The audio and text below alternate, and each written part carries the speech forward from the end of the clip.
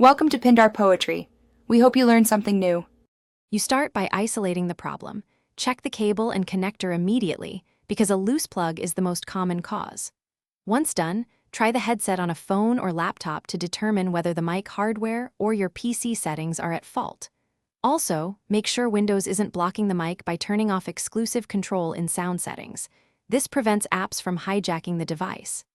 Acting fast here saves time. If the mic still fails, proceed to driver and firmware checks next.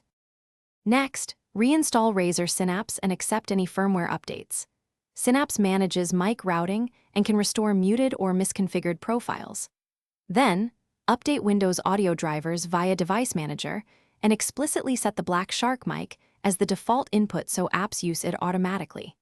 Make sure audio enhancements are disabled because virtual effects can break capture, and confirm microphone privacy in Windows allows apps to access the device. Once these steps are complete, run a test recording to verify clear. Finish by inspecting the boom mic and headset jack for physical damage.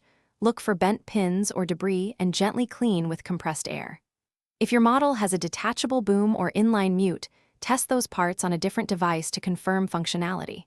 Then perform a final test. Record your voice, tweak gain in Synapse or system settings, and listen back through the headphones.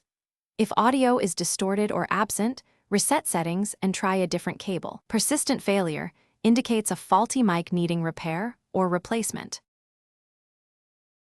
Thanks for watching. Consider subscribing if we helped you.